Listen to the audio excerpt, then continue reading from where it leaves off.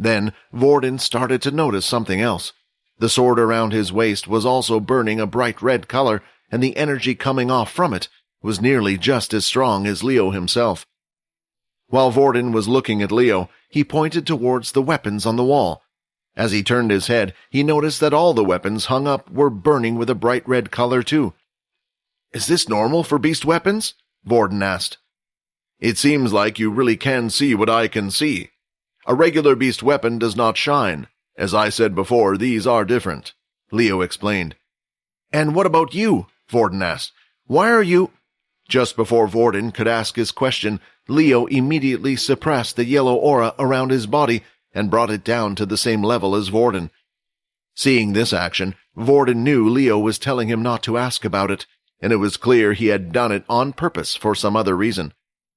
Leo then tapped the large metallic circular object. "This here is a portable teleportation device. It's an old one, but it still works. As you know, these are a one-time use thing. It will allow you to go to a destination, but not come back," Leo explained. "The location of this device is set to a planet called Lintarnia. It's a green portal planet that I once came from, so it should be safe." "There is one problem, though," said Leo. "As you can see, it's very big and heavy. There is no way to move this without being suspicious or being seen by anyone else. This is as much as I can help you." Quinn then walked up to the device and tried lifting the thing. It was indeed heavy, and would most likely take the two of them to carry it back to Logan's room. "We could bring Erin over to the portal," Vorden suggested, although it would be risky taking her out of Logan's room with all the people around. As Vorden made his suggestion, an idea suddenly popped into Quinn's head. He touched the shadow just underneath the large metallic object. "Dimensional space." The shadow underneath the object grew, and when it encased the whole thing, it eventually dropped down, as if the object was sucked into a black hole. "That solves the problem," Quinn said. With the dimensional space, as long as the object wasn't of living matter, he was able to take it with him and take it out whenever he liked, so it was perfect for this type of situation. "I wish you two good luck," Leo said. "It's best if we don't communicate with each other often other than our classes."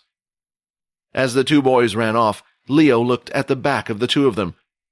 "The future ahead will be dark for you two, but it seems you will be strong enough to overcome it."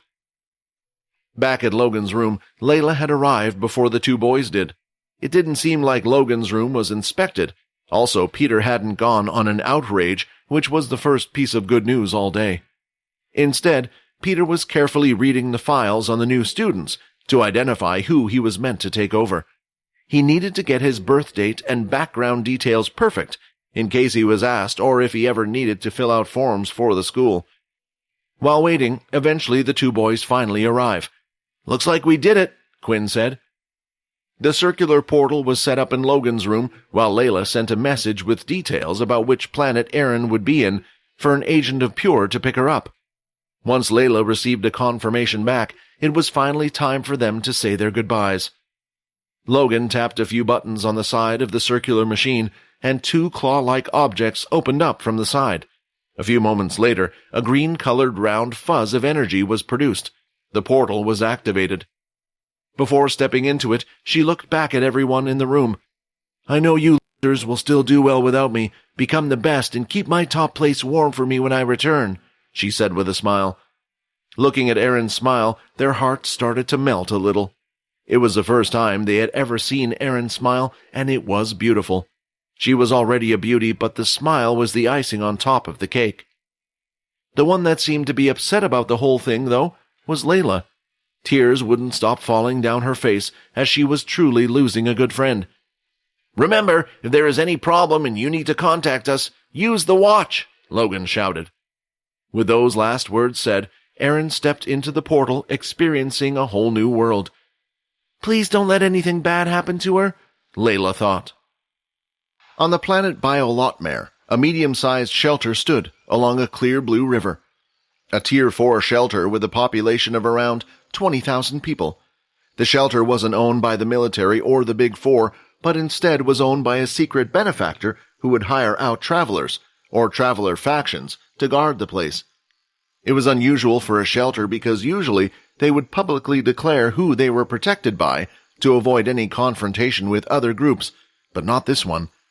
The shelter was surrounded by hilltops and long green fields, and it seemed like the area was completely void of beasts. Standing by one of the portal entrances was a young man who was tapping his foot on the ground. As he was waiting, he watched the children and families happily play with each other on the street, while others were even swimming in the river. "So peaceful," the young man said. "They can live their lives out here all happy, but they're unaware of what is happening back on Earth and the other planets. Everyone should deserve something like this, not just you guys." A strange sound was heard by his side. When he turned his head, he could see the space next to him became distorted. Warping in and out, suddenly, a bright white circular portal appeared. A snow-white-skinned female with blonde hair dropped out of it. She braced herself gently as she landed on the floor, but for a few moments remained completely still. Little drops of water hit the floor, and finally, when they stopped, she lifted her head and wiped her face with the sleeve of her arm.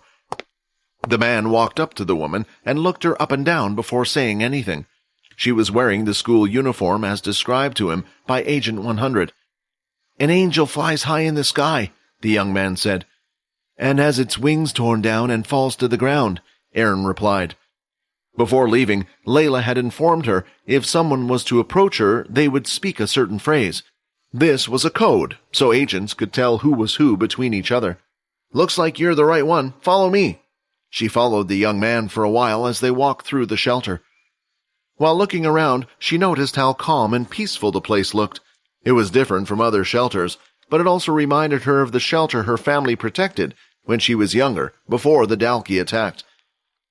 "If I remember right, the others borrowed this from Sergeant Leo. Maybe this is where he used to live?" she thought. The young man led her out of the shelter. Before stepping out, Erin turned and took one last look at the peaceful place. A thought crossed her mind that maybe she could run away and stay here. It might be a better option than going to Pure. But then, looking at the peaceful town, images appeared in her head of the houses on fire, the buildings destroyed. She suddenly remembered why she wanted to get stronger in the first place, for something like that to never happen in her presence, ever again. If Pure was helping her, for now she would comply. There was always the option of contacting Logan and the others in the future with the wristwatch. Looking at the boy, she noticed that he wore quite a decent-level beast gear. On his back was a single long sword. The hilt was black as a scale, but was as wide as his shoulders. Just by looking, she could tell the thing would be heavy, and a regular human wouldn't be able to wield such a large sword.